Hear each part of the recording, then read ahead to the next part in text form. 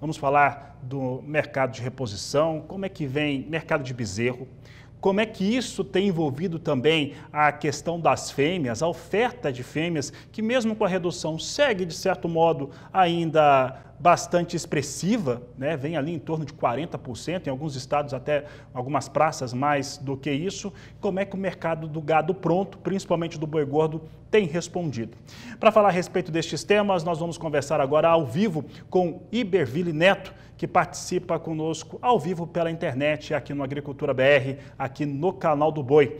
Iberville, obrigado pela sua participação e queremos saber um pouco a respeito de como que vem essa relação da oferta de gado pronto aqui no Brasil, pensando na formação de preço. A gente está entrando aí no começo de mês, maio já está batendo na porta, tem Dia das Mães, o consumo costuma aumentar na primeira quinzena e tem uma data festiva que é a segunda mais importante do ano, Iberville. Aproveito também para te perguntar se você conhece a Expo Zebu. Boa tarde, seja bem-vindo. Fabiano, a Expo Zebu eu não conheço a feira, eu conheço o recinto, já estive por lá, mas não tive o prazer de conhecer a feira em si. Por incrível que pareça, né? Já estamos há um tempo aqui na estrada também, como eu vi você dando. E quanto ao cenário de mercado, Fabiano, feito desse início de mês, realmente a expectativa é de um cenário de flui melhor para a carne bovina. Nesses últimos dias, já tem alguma sinalização de movimentação melhor no ato sem osso, mas a gente não teve grandes alterações de preço, o que por um lado também, considerando que o boi cedeu um pouco na última semana e nesse comecinho de semana está travado, mas algum ajuste negativo em geral ocorreu, e o atacado estável, isso está sendo uma sinalização positiva. Na nossa visão,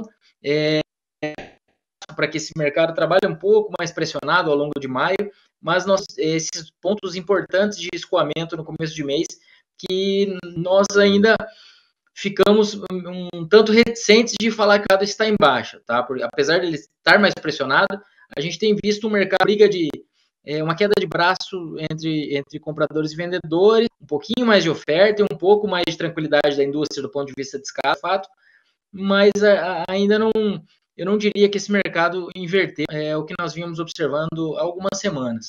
Tá? Não é impossível, não é improvável que maio trabalhe um pouco mais rápido, isso inclusive é o que tipicamente acontece, mas nós temos que acompanhar. E esse começo de maio ele tem alguns fatores meio na sequência, né? Nós temos o feriado, nós temos o Dia das Mães no final de semana, imediatamente após o pagamento do salário. Então, nós acreditamos em um consumo interessante e as exportações seguem muito bem. Né? As exportações estão com recorde para o mês, quando já quebraram o recorde do ano passado, mesmo com os dados parciais, e a média de abril até o momento é a maior da história também, superando inclusive o recorde absoluto que foi no segundo semestre do ano passado, se não me falha, em outubro. A média diária de outubro do ano passado, que foi o melhor mês da história de carne bovina nas exportações, ela fica menos do que a média atual. Só que talvez nós não tenhamos o recorde absoluto porque nós temos menos dias úteis.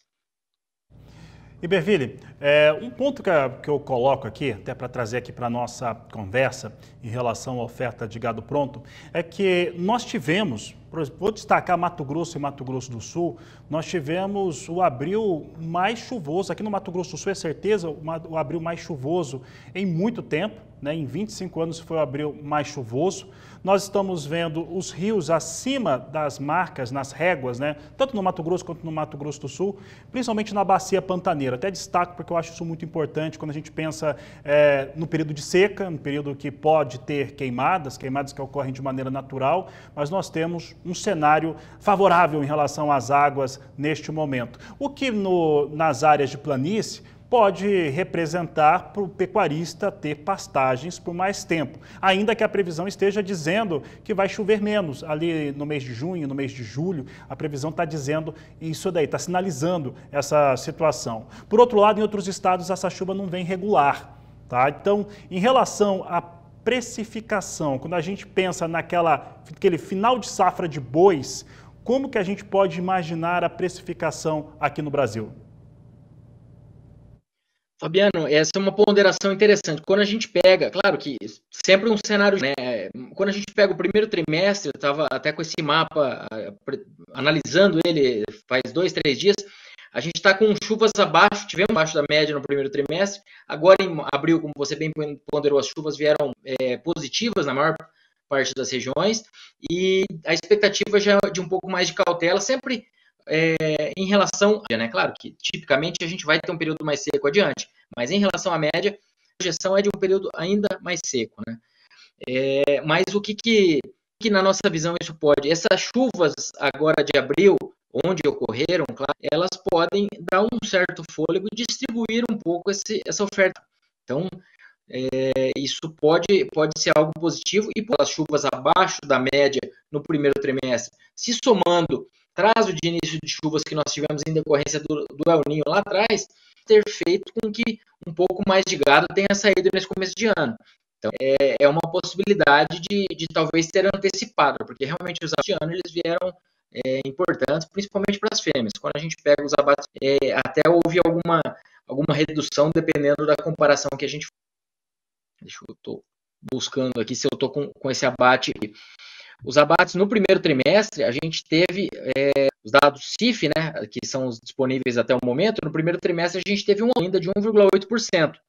Foi um aumento de 7,9% para fêmeas, mas já uma redução de 2,5% no abate de machos. E quando a gente pega Mato Grosso do Sul, o abate cresceu até um pouco mais, foi um 1%.